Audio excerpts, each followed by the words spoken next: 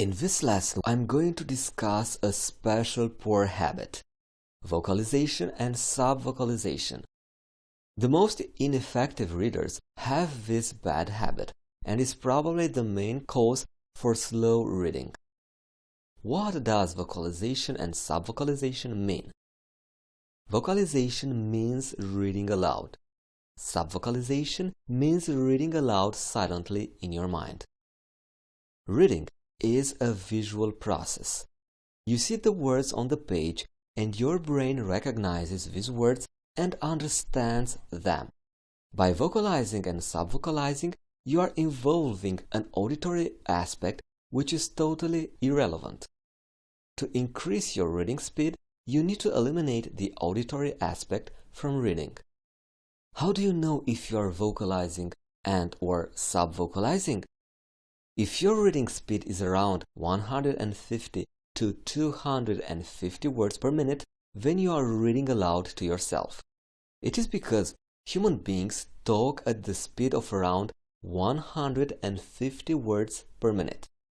In this case, your reading speed is approximately the same as your talking speed.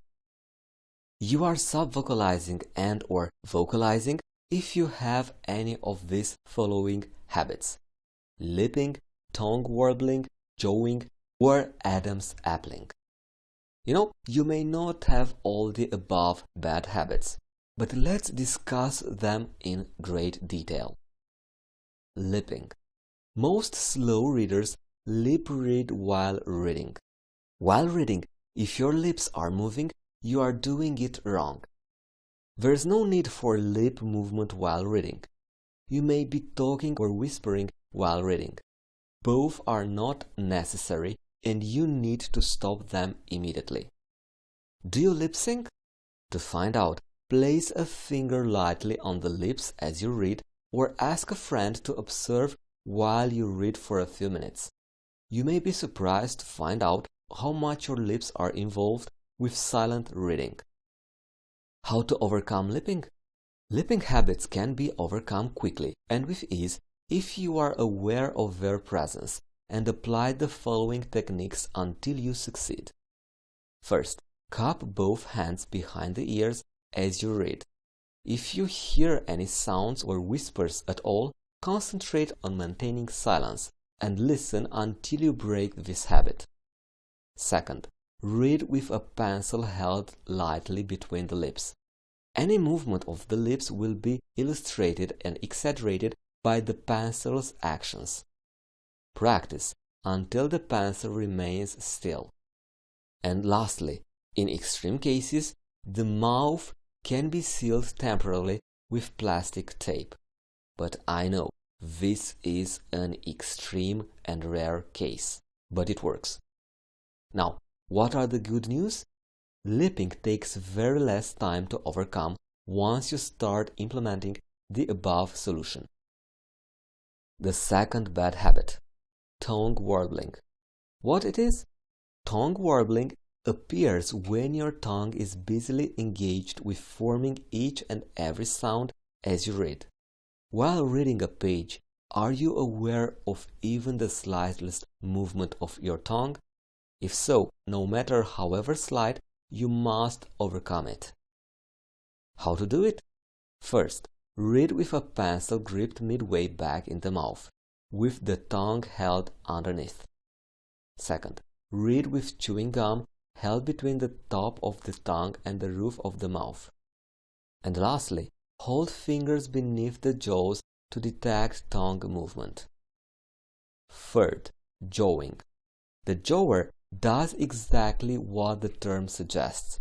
His jaws tend to keep time with his reading.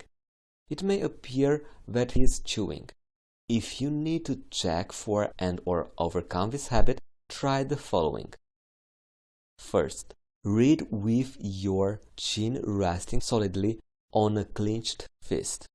The elbow is planted firmly on a desk or table. Second, read while chewing gum. However, make sure to avoid chewing in rhythm with your reading. And lastly, practice reading with a pencil clenched firmly between the front teeth. Another bad habit, Adam's appling. Here is what happens when an ineffective reader reads. As this person starts reading silently, he unconsciously puts the voice box and the vocal cords through all or most of the intricate movements and changes necessary for normal speech. Inaudibly, he raises and lowers his pitch as she or he experiences the action of the words being read. If a very sensitive microphone were attached to the throat, she or he might be surprised to learn how much inarticulated speaking is going on beneath the normal hearing level. Check yourself now. Place your fingers slightly on both the sides and front of the Adam's apple voice box. Is there any vibration or movement except the necessary for breathing and swallowing? If yes, then you are Adam appling. How to overcome the solution? Do the following.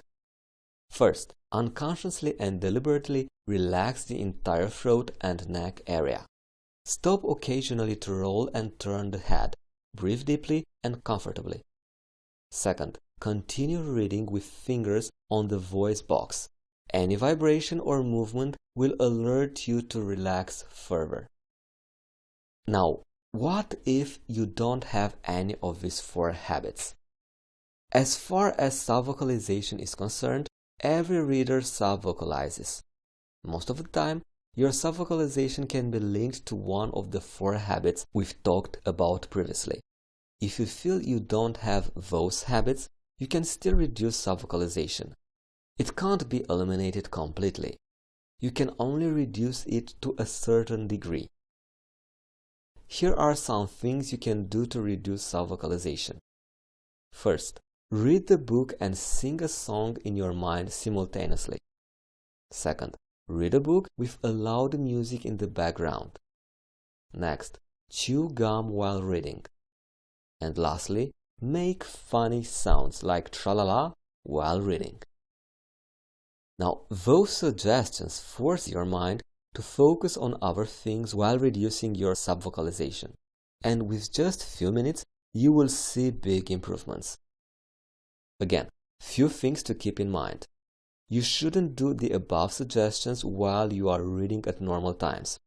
You only need to do those drills in the 30 minutes you have decided to work on to reduce the bad habits. Most of the readers vocalize and subvocalize. I'm sure you are not an exception. I'm not either. If you do what it is recommended during this lesson, your vocalization and subvocalization will reduce dramatically. And last point, you cannot eliminate subvocalization completely. You can only reduce it.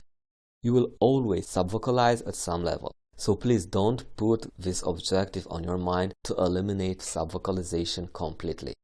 It will never work. Here are 2 action steps.